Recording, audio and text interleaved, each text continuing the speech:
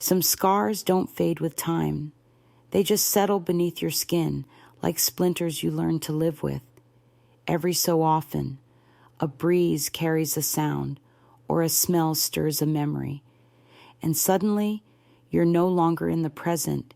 You're right back in the middle of it.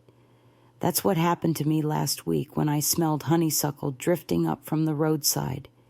In an instant, I was 14 again, standing barefoot on the steps of a shotgun house, about to be handed over like cattle. My name is Victoria Andrews. I'm 76 years old, and I live alone now in a small blue house on the edge of Medora, North Dakota. Folks around here know me as the church pie lady, the one with silver curls and a stubborn streak wide as the Badlands. They see a sweet old woman who knits baby blankets and hums Patsy Cline songs. They don't know I once lived in a cage that looked like a mansion. They don't know that the freedom I enjoy today was bought with pain, silence, and a long, cold ride through the dark. I was born in 1948, the oldest girl of 8 children, in a dirt-poor farmhouse about 15 miles outside Medora. We didn't have much, just 5 rooms strung together with uneven floors, drafty windows, and a roof that leaked every spring. The house was so narrow you could have fired a shotgun through the front door and hit daylight clean out the back. My daddy, Walter Andrews, worked other people's land. He spent his life bent over in fields that were never his, coaxing barley and wheat from the ground while praying the hail would spare us. My mama, Evelyn, kept the house with a wooden spoon in one hand and her Bible in the other. She was a quiet woman, but sharp as a blade when it came to discipline. I loved her fiercely, even when her silence hurt more than her words ever could. Being the eldest meant I belonged to Mama. I was her right hand. By the time I was 7, I could make cornbread from scratch and keep 3 toddlers clean enough to pass church inspection. I washed laundry in the creek and hung it to dry on wire lines that sang when the wind blew. We were all just surviving, but back then, I thought it was life. I didn't know any different. School was a luxury. The one-room schoolhouse was 3 miles down a dusty road, and during harvest or planting season, Daddy needed all hands, including mine. So I learned to read by oil lamp, sounding out words from an old Sears catalog and dog-eared almanacs that Mama kept in a wooden crate. Once in a while, Miss Harper the teacher would give me books to borrow, and I'd stay up past midnight under my covers, devouring stories about cities and trains and women who wore shoes every day of the week. We weren't the poorest family around, but we were close. Meat was a Sunday blessing. Most meals were boiled potatoes and whatever we could grow or trap. I had 1 pair of shoes, worn thin at the heel, and 1 doll made of a corn cob wrapped in muslin. But I had dreams. I had them so bright and clear it hurt. I wanted to be a teacher. I wanted to ride a bus to Bismarck and see what real sidewalks looked like. I wanted to own a dress that had buttons all the way down the back. My favorite place in the world was the big cottonwood tree behind our house. It had branches like arms and a crook just high enough to sit in and spy the horizon. From there, I could see far past the patchwork of wheat fields, all the way to the dusty ribbon of Highway 85. That road was my dream. That road meant escape. But life doesn't care much for dreams. It has a way of sneaking up on you when you're elbow deep in biscuit dough, thinking about nothing more than whether the milk's gone sour. It was on one of those ordinary mornings in June, hot enough to sweat before breakfast, that my life took a turn I couldn't undo. I was 14, barefoot, with flour on my arms and hope in my chest. My little sister Lily was singing off-key beside me, and Mama was silent, her face drawn like a tight bedsheet. And then Daddy called my name. He said it the way he said it when he meant business. Victoria Ruth, come in here. The spoon slipped from my hand. My breath caught. Mama didn't look up. That was the first moment I felt the edge of it, the cut of something wrong. I wiped my hands on my apron and stepped through the doorway, leaving childhood behind me, forever. Daddy was sitting in his worn-out armchair, the only one with a cushion and a patch sewn into the back where his shoulders had rubbed it bare. His hat sat on one knee, a rolled cigarette pinched between his fingers. He didn't say anything right away, just looked at me like I was a cow at auction. Sit, he said finally, nodding toward the wooden stool near his boots. My legs moved on their own. My hands folded neatly in my lap like I was in church, but inside I was shaking. Something in his eyes made my heart race, even before he spoke. You're 14 now, he said, striking a match against the sole of his boot. Time for you to grow up. I blinked, confused. Was this about my cycle? Mama had already given me a clipped explanation about it last year, along with a folded rag and instructions not to talk about it. But Daddy wouldn't bring that up. He never did. We've arranged a marriage for you, he said next, like he was telling me we'd traded the mule for a wagon. At first, I didn't understand. I stared at him, trying to find the punchline. Marriage, I whispered. He didn't look at me, just took a long drag from his cigarette and exhaled slowly. Your betrothed's already settled everything. You'll go to his house tomorrow. My breath turned to ice. I don't want to get married. Daddy. The words slipped out before I could stop them. His hand slapped the arm of the chair so hard I flinched. Ain't no want in it. Victoria Ruth. Women don't get to want. They do as they're told. Same as your mama.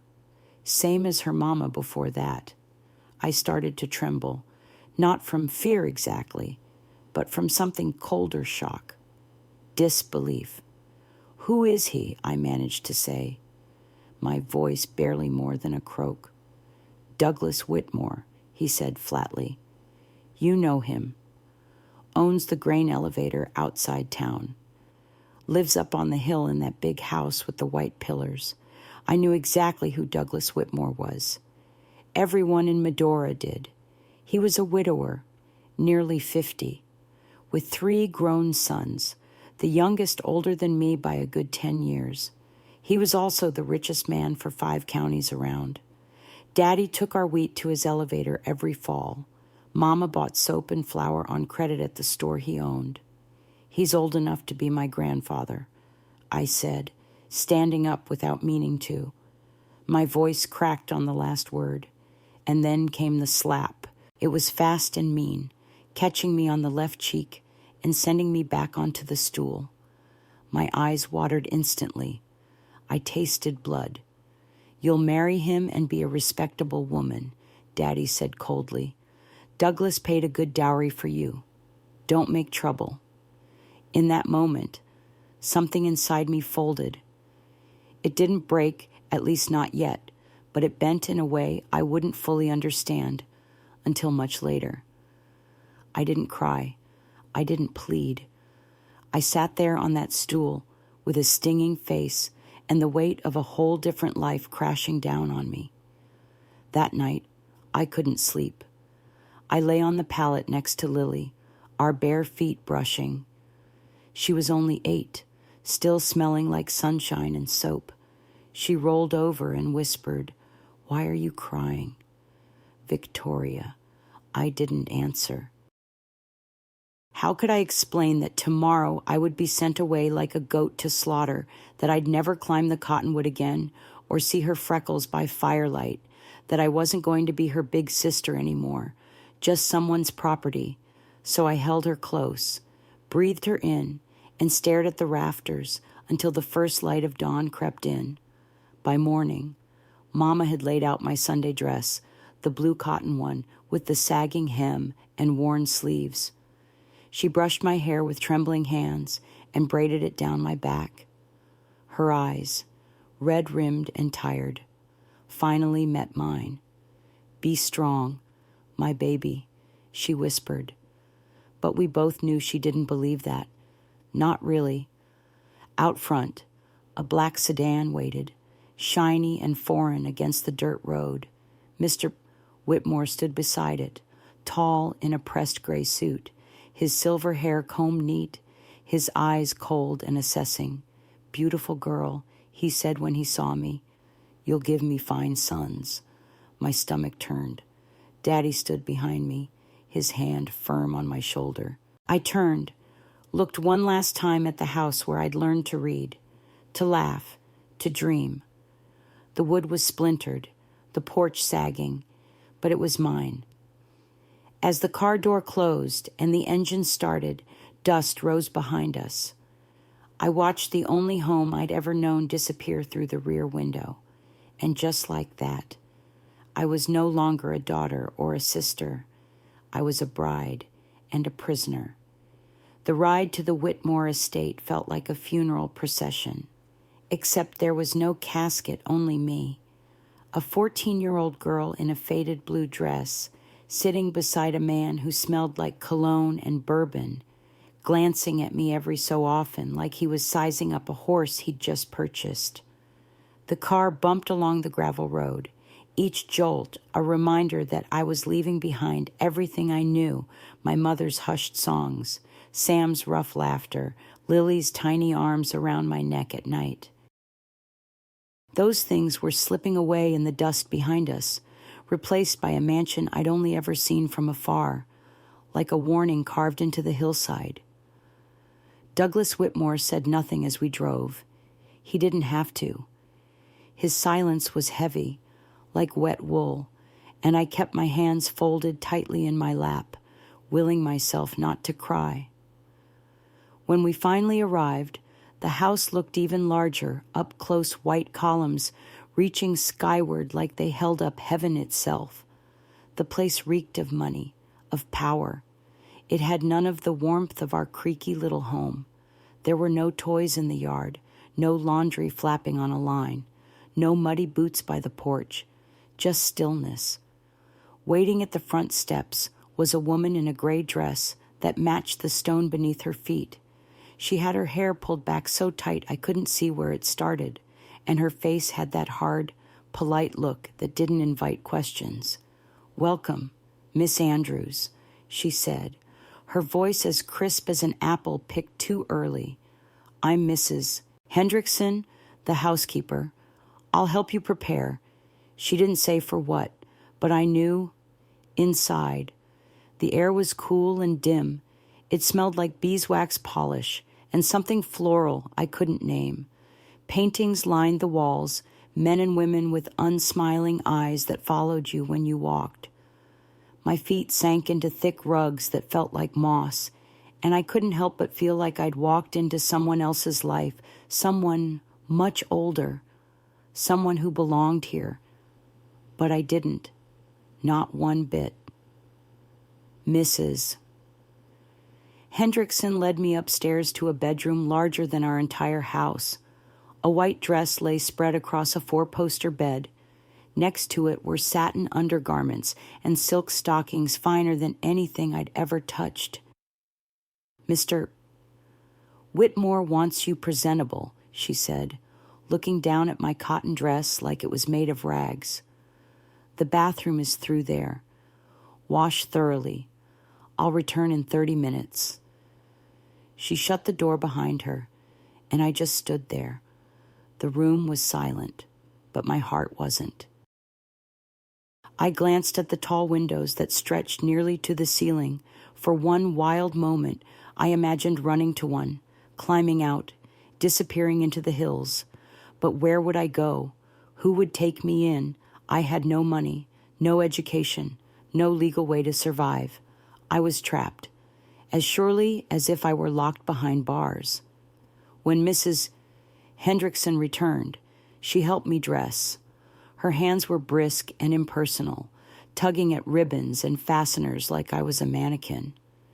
She didn't say anything about the bruise that was already fading on my cheek from Daddy's slap.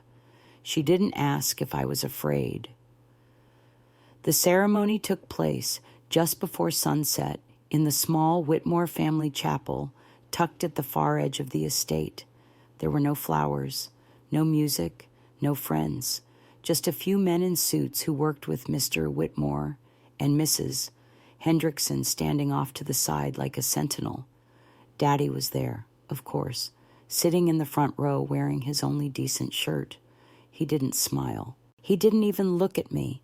The preacher mumbled through a few verses about obedience and duty words I didn't understand but felt heavy in my gut. He never mentioned love. Not once. Do you, Victoria Andrews, take this man to be your lawfully wedded husband? He asked. It wasn't a question. Not really. I do, I whispered. I don't know if anyone even heard me. Afterward, there was a quiet reception in the dining hall. Men drank champagne and ate tiny sandwiches, speaking in low voices that stopped when I passed. I stood in the corner like a ghost in lace. I didn't eat. I couldn't. My father left before I could say goodbye. He shook Douglas Whitmore's hand, nodded once at me like a man handing off a burden, and climbed into a neighbor's truck. $20 richer than that morning. $20. That's what I was worth to him. As darkness fell and the last guest vanished, Mrs. Hendrickson approached me again. Her expression was unreadable. Mr. Whitmore is waiting for you in the master bedroom, she said softly, her tone almost kind. Top of the stairs. End of the hall. I didn't move at first. My legs felt like stone. But finally, I climbed the stairs, one by one, as if I were walking to the gallows. The hallway was silent, except for the soft ticking of a grandfather clock below. I reached the door, raised my hand to knock, then remembered I didn't have to knock. It was my room now, too. I opened the door, and I stepped inside. What happened next is something I will never describe, not in detail, not in this lifetime. Some things are too cruel for words. Some memories don't fade. They root themselves inside you, like winter in your bones. But I will say this, that night, I stopped being a girl, and I started being something else, something I didn't recognize. I woke up the next morning, curled on the edge of the bed, the finest bed I'd ever slept in, and the coldest. The sunlight filtered in through tall lace curtains, soft and golden, and for a split second, I forgot where I was. Then I shifted, and the pain brought it all rushing back. My body was no longer mine. It belonged to someone else now, signed over like a deed. The room was still and silent, except for the faint ticking of a clock somewhere down the hall. Douglas was gone, but his scent lingered in the room bourbon, cigars, sweat, and something mean underneath. I lay there for a long time, watching shadows stretch across the ceiling. Eventually, Mrs. Hendrickson knocked and came in without waiting. Her eyes glanced at the pillow damp with tears, the bruises blooming at the edges of my neck. She said nothing, only opened the wardrobe and laid out a dress I didn't recognize. Breakfast is in the sunroom at 9. Mr. Whitmore expects you to be punctual.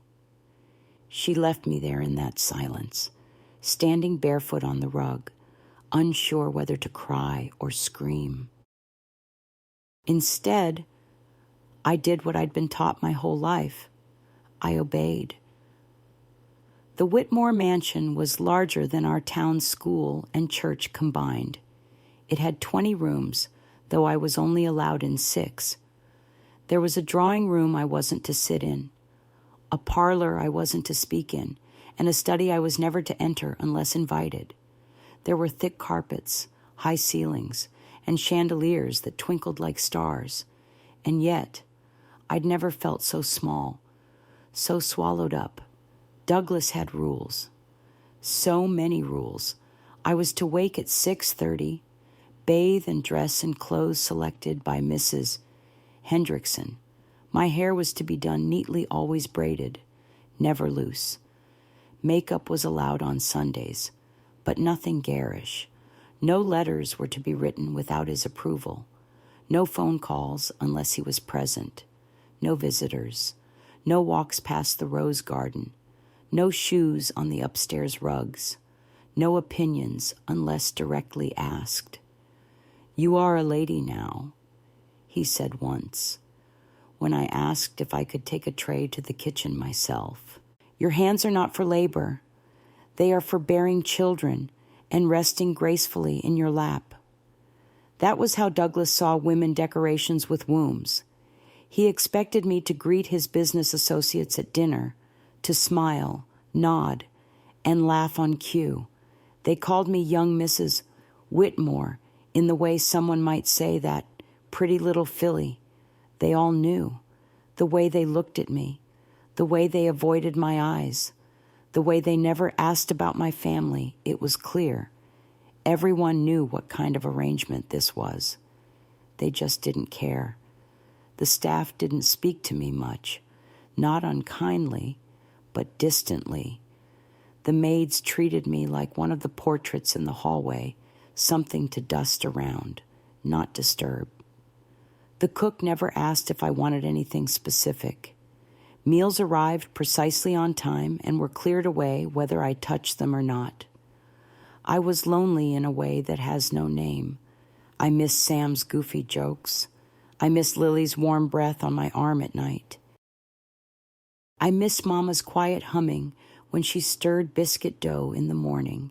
Even the things I thought I hated, Daddy's boots stomping on the porch, the wind howling through broken windows, the slap of laundry on the line, I missed them all. I missed being someone.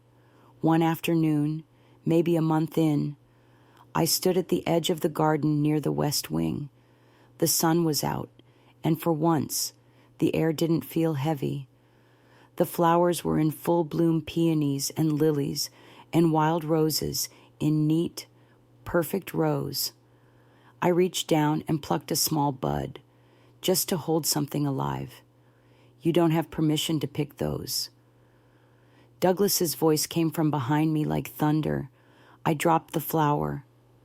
He walked around me, bending to pick it up, and held it between his fingers. "This estate is curated," he said slowly, like he was teaching a child. "Every petal in place. You don't pluck what you don't understand."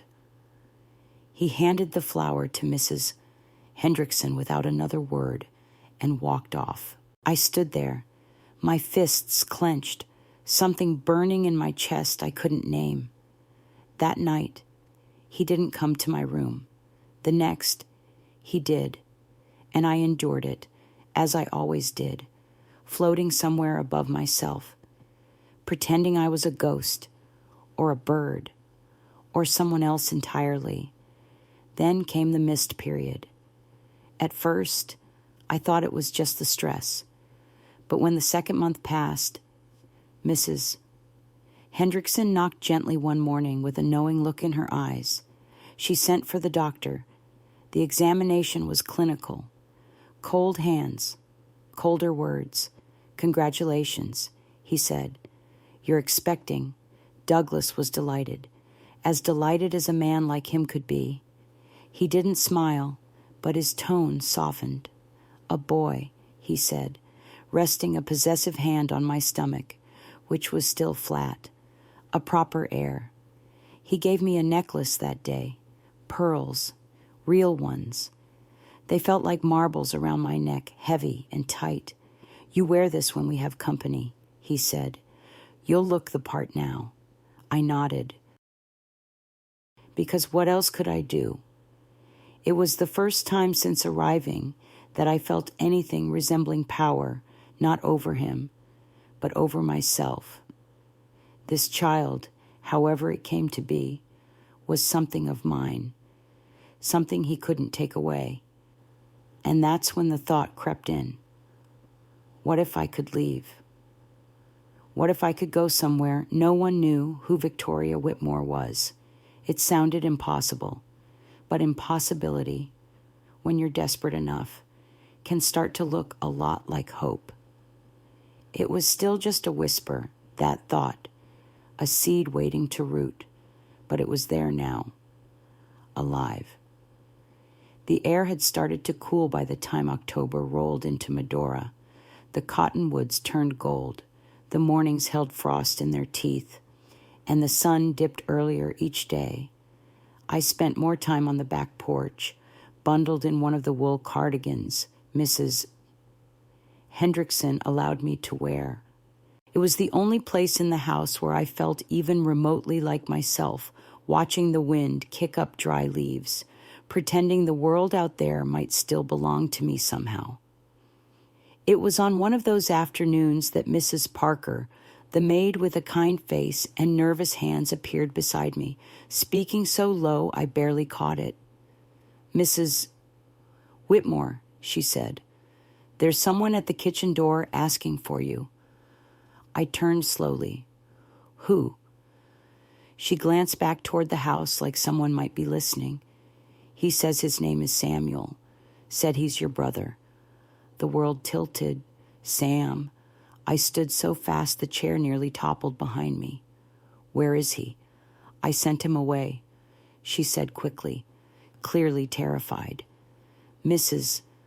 Hendrickson was upstairs with the butcher, but if she'd seen, he said he'd wait by the old oak tree near the boundary wall, said to tell you he needs to talk to you, important like. My heart galloped inside my chest. I hadn't seen Sam in almost a year.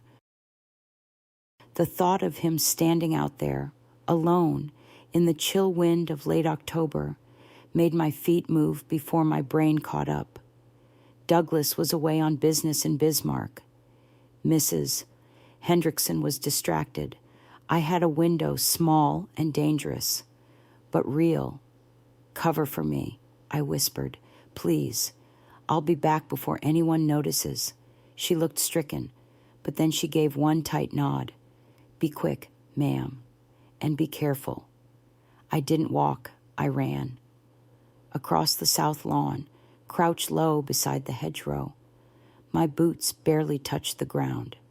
I ducked behind the rose arbor, past the stables, and through the orchard until I reached the crumbling stone wall at the back of the property. And there, leaning against the ancient oak, hands stuffed in his coat pockets, was Sam. He was taller than I remembered, his boyishness thinning into something sharper. The sun caught on his unruly hair, and that familiar chipped tooth peeked through his grin. "Victoria," he whispered. We collided. I wrapped my arms around him, and he held me like I might blow away. I felt 16 again for a heartbeat, his little sister, not someone's property. He pulled back and scanned my face, his smile faltering. "You look tired." "I am." "You eating enough, trying? Are you? Is he?" I shook my head. "Don't." He nodded, jaw tightening. We sat under the oak tree like we had when we were kids, legs crossed, talking in low voices. "Everyone misses you," he said. "Lily cries sometimes. Mama, too, though she tries to hide it. And Daddy." He paused, looking away. "He drinks more now, doesn't talk much." I didn't want to hear about Daddy, not after what he'd done, not after the way he'd traded me off for a pocket full of bills and cleared debt at the grain store. But Sam kept talking. "I've been working odd jobs," he said, "saved up enough for a bus ticket. I came here to find you, heard things, Victoria, things about Whitmore, what he did to his first wife." I went still. "What things?" Sam's voice dropped to a hush. "That she didn't die in childbirth, that he hurt her. People say she tried to run, Say she lost the baby before she died. The cold October air suddenly felt like ice in my lungs. I'd wondered, once, when he'd muttered her name in his sleep, Catherine, when he'd called me by it, when he'd gripped my wrist too tightly and whispered, "You'll give me sons if it kills you." "I'm fine," I said, though my voice broke on the lie. "I'm pregnant." Sam's face paled. His gaze dropped to my stomach. I wasn't showing yet, but my hands instinctively folded over the space where a life quietly grew. "All the more reason to leave," he said. "Now, before he finds a reason to take it from you. Where would I go?" He reached into his coat pocket and pulled out a slip of paper. "A cousin in Bismarck. Says you can stay till you find work. I know a guy with a truck. He can take you to the bus station in Dickinson. I've got money for the fare." I looked at him, at the hope burning behind his eyes. A fragile, dangerous thing. "I can't," I whispered. Why not? I didn't have an answer. Or rather, I had too many fear, exhaustion, the weight of all the rules, and the baby. But something inside me stirred, that whisper of possibility, louder now. Then a voice rang out across the lawn. "Mrs. Whitmore, Mrs. Hendrickson." She was storming toward us, flanked by 2 groundskeepers, her face a thundercloud. "Go," I hissed, shoving Sam toward the wall. Now he gripped my hands tight. "I'll come back. I'll find a way." And then he was gone, vanishing into the woods beyond the property. "Mrs." Hendrickson reached me, breath sharp, hands on her hips. "There will be consequences," she said through clenched teeth. "You've disappointed Mr. Whitmore." I said nothing, just turned, chin high, and walked back toward the house. But inside, something had changed. I was done surviving. I was going to run. I didn't sleep that night. I lay in bed, hands on my belly, eyes fixed on the ceiling as the house settled into its nighttime hush. Somewhere down the hall, the grandfather clock ticked away, the seconds like a slow, methodical warning. I knew what was coming. Douglas returned from Bismarck just after sunset the next evening. I heard the gravel crunch under the car tires, the front door open, the low murmur of greetings from Mrs. Hendrickson. I was standing by the window when she called for me. "He's in the study," she said, her voice low but pointed. "He asked for you." My legs felt like lead, but I walked. His study was a dark, wood-paneled room that always smelled of cigars and oiled leather. The fire was lit. He sat behind his massive desk, a crystal glass half full in front of him. His eyes flicked up when I entered. Unreadable. "You've disappointed me, Victoria." He said it so quietly. It chilled me more than if he'd shouted. I stood near the doorway, hands clasped together. It was my brother. I said, I hadn't seen him in months. He came to tell me about home. "Your home is here." His voice had that brittle edge now, like glass under pressure. "The child you carry is your home. That house in the hills is your past. You don't look backward." I swallowed hard. He didn't hurt anyone. He just needed to see I was safe. Douglas stood. He didn't move quickly. He never did. Everything he did was slow, deliberate, like a man who'd never needed to rush, because the world bent to his timing. "I own this house," he said. "Every brick, every tree, every breath inside it. You are no exception." When he crossed the room toward me, I braced myself. His hand struck my face, harder than Daddy's ever had. I tasted blood instantly sharp and coppery. My knees buckled, but I didn't fall. I wouldn't give him that. He grabbed my wrist next and dragged me forward, hissing in my ear. "You're forbidden to leave this house again. No walks, no garden, no letters. If that boy or anyone from that filthy farm comes near this place again, I'll have them arrested. He threw me back, and I hit the arm of the leather chair behind me, my side flaring with pain. Then he turned away, back to his desk, like I was nothing more than an object that had disappointed him. You're dismissed. I didn't run. I walked. Slowly, every step measured. By the time I reached my room, the pain in my side was a drum beat, but it was the ache between my ribs that stayed with me, that pulsing throb of helplessness. That night, the bleeding started. It began with a dull cramp in my lower back that curled around my abdomen like a tightening fist. I tried to brush it off, telling myself it was nothing.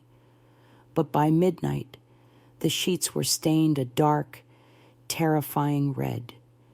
Mrs. Hendrickson found me doubled over near the stairs, clutching my side, tears pouring silently down my face. A doctor came, said little, and left even faster. Miscarriages happen, he mumbled, as if this was just a natural mishap. Best not to dwell. Douglas never came to see me. He stood at the door once, then turned away. No words, no hand on my shoulder, no mention of the child we had lost, or, more accurately, the child I had lost, while he continued on, untouched. But I grieved, not just for the baby, though I did more than I expected. It didn't matter how that life had started. It had been mine. It had been hope.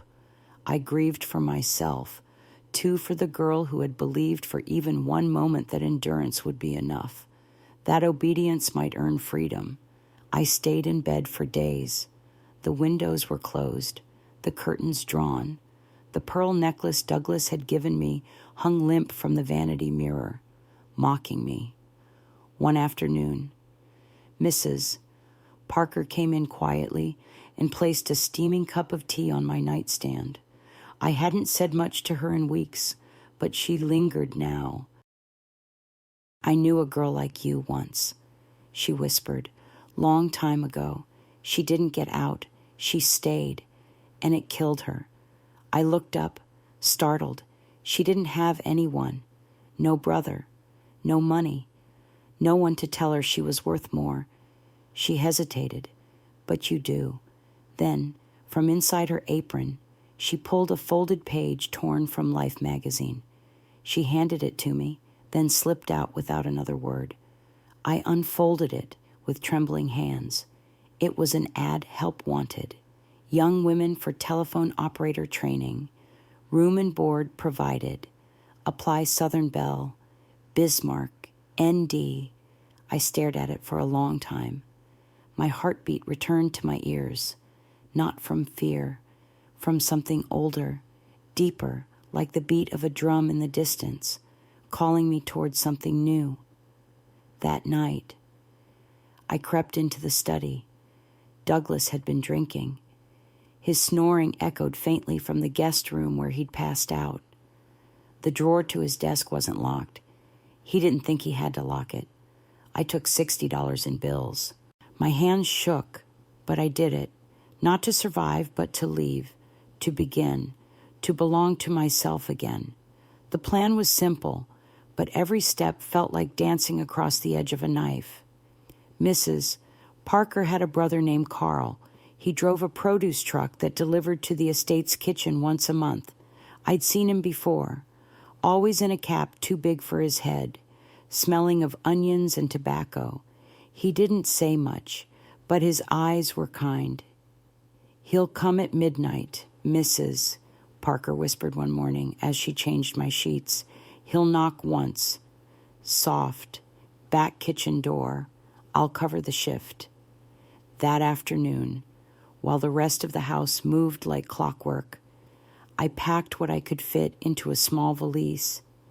2 dresses, 1 cardigan, a hairbrush, and the pearl necklace. I hated it truly, but it was worth something, and I would need every cent. That evening, I wrote 2 letters. One was to Douglas. It wasn't angry. It wasn't even long. Just a few lines to let him know I was gone and that I would not be coming back. Douglas, by the time you read this, I will be far from here. Don't look for me. I am not your wife. I am not your possession. I am Victoria Andrews, and I choose to live. I left it on his pillow, neatly folded. The second letter was to Mama and Lily, though I wasn't sure it would ever reach them. I tucked it into my valise. Maybe someday I'd find a way to send it. At 11:30, the house went still. Mrs. Hendrickson retired like always after locking every door, double-checking every curtain. I waited 15 long minutes, sitting on the edge of the bed, coat already on, shoes laced. The rain had started sometime after dinner, soft and steady at first. By midnight, it had turned heavy sheets of it pouring down, soaking the roof and flooding the stone steps. At 12:01, I heard the knock. I crept through the dark hallway, careful to avoid the third stair that creaked. The kitchen smelled like yeast and bleach. Mrs. Parker waited by the back door, her apron damp, her face pale. "He's here," she whispered. I reached for her hand. "Thank you," I said, meaning every word. "You saved my life." She handed me a small brown paper package, sandwiches for the road, and she pressed something into my palm. It was a tiny silver cross on a chain. "Keep it with you." I hugged her, hard and quick, and stepped out into the night. Carl stood beside the old pickup truck, his cap pulled low, rain slicking his jacket. He took my bag without a word and opened the door. "You Mrs. Parker's girl?" he asked softly. "I am." "Then let's go." The truck roared to life, louder than I wanted, but no one came to the windows. No lights flicked on. The estate slept like the grave. As we rolled down the service road, I kept my head low, heart hammering. I half expected someone to burst from the shadows. "Douglas, Mrs. Hendrickson," the house staff with lanterns and accusations. But no one came. The rear gate creaked open, the truck bumped over the ruts, and suddenly we were free of the estate. I sat up a little straighter in my seat. The road curved west toward Dickinson. The rain slapped against the windshield, the wipers beating in time with my pulse. "Bus leaves at 1:30, Carl said. "You got a ticket? I have money." I said. He nodded. Neither of us spoke for the rest of the ride. We pulled into the station just after 1:00. A single fluorescent light flickered above the door. Inside, a bored clerk sat behind the ticket window, reading a magazine, a few travelers' truckers, a soldier in uniform, a mother with a sleeping toddler huddled on benches with coffee and wet coats. Carl parked by the curb. "You sure you're all right, miss?" he asked.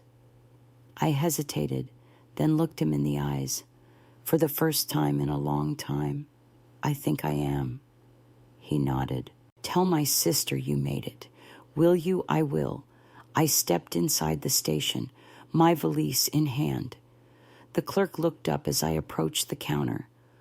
"One way to Bismarck," I said, voice steady. "Leaves in 25 minutes, he said, tearing the ticket. "That'll be $6.50. I paid with the stolen bills, my hands steady now, and tucked the ticket inside my coat. At 1:30 a.m. The bus arrived, a silver behemoth with foggy windows and a faint smell of diesel and worn-out dreams. I climbed aboard, found a seat by the window, and clutched my bag tight. The doors closed. The driver called out, "Bismarck," and the wheels turned. Outside, the world was dark and wet, fields blurred by rain and memory. I didn't look back. I closed my eyes. And for the first time since I was taken from that cottonwood tree, I exhaled. Bismarck greeted me with wind. Not the cruel kind that had swept across the estate's hills, but something different, livelier, restless. It whipped through my coat as I stepped off the bus just before dawn, the gray light stretching over the station platform like a cautious promise. I had no one waiting for me, no address, just the name of a cousin I hadn't seen in years, Mary Beth Carmichael, and the crumpled note Sam had given me with directions to her boarding house near the riverfront. I walked the streets as the city woke. The sidewalks were slick with last night's rain. Delivery trucks rattled by. The scent of coffee from a corner diner nearly broke me. My stomach ached with hunger and nerves, but I kept moving. By the time I found Mary Beth's place, a narrow 3-story home with peeling green paint and flower boxes struggling against the cold, I could barely lift my feet. I knocked 3 times. When the door opened, the woman standing there looked older than I remembered, rounder, her hair tucked into a worn scarf, but her eyes were kind, and after one long, stunned moment, she whispered, "Victoria." I nodded. She didn't ask questions. She simply stepped aside. "Get in here. Honey, let's warm you up."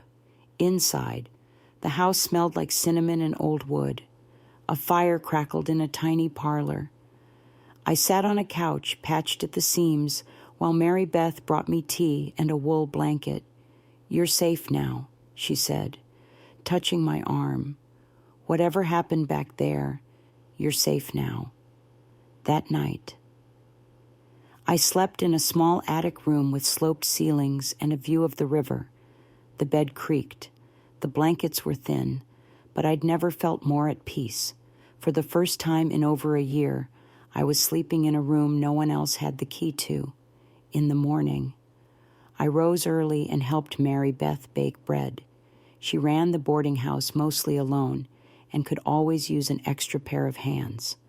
"Plenty of girls come through here looking for work," she said, kneading dough like it owed her money. "You're not the first with a bruised past. You won't be the last." I asked her about the telephone operator job ad, and her face lit up. "Oh, that's a real thing," she said. "Southern Bell's hiring. They'll train you too if you're willing to work hard." "I am," I said. So we walked to the office together that afternoon. The building was tucked between a drugstore and a tailor's shop. Inside, everything smelled of ink and machine oil. A woman in a navy blue dress with a clipboard sized me up the way Mrs. Hendrickson once did, but this time, the feeling didn't strip me. It made me stand straighter. "You ever operate a switchboard before?" she asked. "No, ma'am." She looked me over again. "You're polite, clean. You'll learn." I started the next Monday. The training was harder than I expected. The cords tangled. The buzzers rang without mercy. I made mistakes, got yelled at. But every night I walked home through the crisp Dakota air with my chin high. Because this pain, this learning, belonged to me. It was mine. Weeks passed. I earned my first paycheck, $12.50, for 2 weeks of work. I held that envelope like it was gold. I used it to pay Mary Beth rent, bought a second-hand coat, and tucked a little away in a coffee tin beneath my bed. One evening, Mary Beth handed me a letter addressed in Sam's handwriting. I sat on the back step, the paper trembling in my hands. "Victoria, I heard you made it. Mrs. Parker told me. I can't tell you how proud I am of you. Daddy's been asking questions, Mama too. Maybe someday you'll want to write back. But for now, just know we're thinking of you. Love." "Sam," I cried for a long time after reading that letter, not because I was sad, but because for the first time in ages, I didn't feel alone. Freedom wasn't easy. It was cold rooms and long shifts. It was learning to say no without flinching. It was waking up in the dark and walking to work while the city was still asleep, but it was mine. I had escaped. I had survived, and little by little, I was beginning to live. The first winter I spent in Bismarck was harsh. Snow piled against the doors like stubborn memory. The sidewalks froze. My breath hung in the air each morning like a soft ghost. But something in me had changed. I wasn't the girl who flinched at the creak of floorboards anymore. I was becoming someone else. The telephone office was my sanctuary. I became fast, reliable. Soon, I was helping train the new girls. I found myself drawn to the shy ones, the ones who wore long sleeves even indoors, who jumped when you said their name too loudly. Girls like me. One of them was named Evelyn Knox, barely 19, with bruises she never talked about and eyes that refused to meet your gaze. She reminded me of the girl I used to be quiet, folded in on herself like she was trying to disappear. I started walking her home, just gently, no questions, and one night, on a wind-chilled corner, under the yellow light of a street lamp, she whispered, "He hits me when the beer runs out." I stopped walking. She stared down at her shoes. "He says it's my fault, that I'm too slow, that I talk back, even when I'm quiet." My chest tightened. I didn't tell her to leave. I didn't rush in with grand advice. I just reached out and took her hand. "I know," I said. "I believe you. Sometimes that's all someone needs." After that, more girls began to trust me, operators, laundresses, secretaries. Stories unfolded over lunch breaks and shared bus rides. Stories of broken ribs and silent pregnancies, of lives lived in fear behind neat doors and drawn curtains. I couldn't ignore it. I started saving more from my pay. I bought used furniture from the church basement. I convinced Mary Beth to rent out one of the storage rooms behind the boarding house. Together, we cleaned it out, painted the walls, and turned it into something more than a room. A refuge. I called it the Blue Room, a quiet place where women could rest, hide, or simply breathe. Mary Beth and I stocked it with blankets, first aid supplies, a hot plate, and a radio. Word traveled fast. Within a month, Evelyn stayed 3 nights after her husband kicked her out. 2 weeks later, a woman named Clara knocked at our door at midnight, her cheek swollen, her baby bundled against her chest. We never asked for their full names. We didn't need them. We just let them in. The room saved lives. I didn't have much, but what I had, I gave. One evening, after scrubbing the floor of the Blue Room, Mary Beth handed me an envelope. Inside was $200. "What's this?" I asked. "A donation," she said. "A grateful mother from Fargo who heard what you're doing. She wants you to keep going." I clutched the money like it might fly away. "You've started something," Mary Beth said. "People are noticing. Women need you." I'd never been a leader. I'd never dreamed of being one. But I couldn't deny what was happening. The broken pieces of my life, the pain, the silence, the fight it had shaped me into someone women could trust, someone they could run to. Later that month, I filed for a business license, Medora Women's Aid Collective, named for the town I escaped, because I wanted to redeem that name. I wanted Medora to mean something new, not chains, but courage. We rented a small house with 3 bedrooms and a garden. The local paper ran a story on it. Telephone girl turned survivor into shelter founder. I nearly choked when I read that headline. But maybe they were right. I had turned surviving into something more. Years passed. I never remarried, though I dated once or twice. I didn't need a man to fix me. I had fixed myself. Sam visited once, tall now, with gray at his temples. He brought Mama and Lily. We cried on the porch, holding each other like we'd waited a decade for it. And we had. Mama apologized. She didn't try to explain away what had happened. She just said, "I didn't know how to fight for you, but I see now that you fought for yourself, and I'm proud." So was I. The Medora Collective grew. We opened a second shelter in Fargo, then one in Rapid City. Dozens of women found safety behind our doors. Hundreds more found strength in our support. One day, Evelyn, now a shelter manager herself, asked me how I'd had the courage to start it all. I looked at her and smiled. Because no one did it for me. I turned 74 this past spring. There's a little bench outside the shelter now, beneath a maple tree that glows orange every fall. I sit there some mornings with a cup of tea and watch the girls, young women, mostly coming and going with their children, their bags, their second chances. Some leave after a week, others stay for months. A few come back later, not as victims, but as volunteers. That's when I know it's working. That's when I know I worked. I still keep that pearl necklace.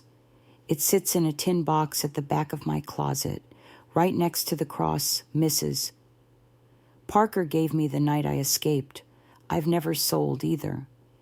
Not because I treasure the items themselves, but because they remind me that even in the darkest parts of my story, I was never truly alone.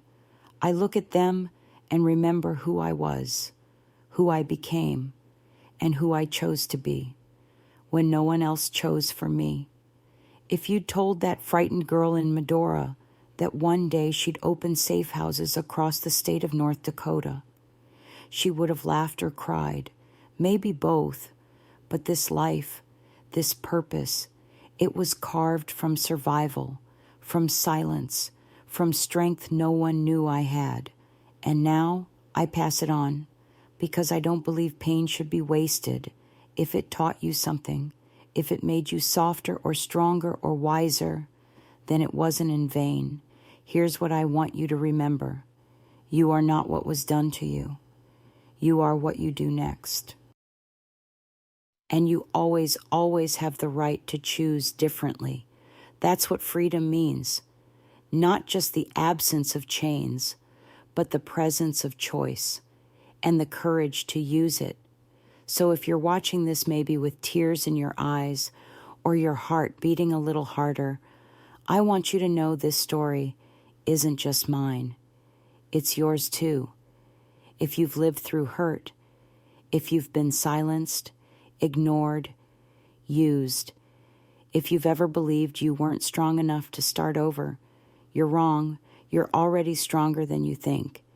And your story isn't over, not yet. If this story moved you, I hope you'll take a moment to share your thoughts in the comments below. Tell us what part touched your heart, or tell us your story, because someone out there might need to hear it. And if you'd like to hear more stories like mine, raw, real, and full of hope, please consider subscribing to the channel. Your support helps us keep sharing voices that matter. From my heart to yours, thank you for listening, thank you for believing, and thank you for surviving. Victoria Andrews.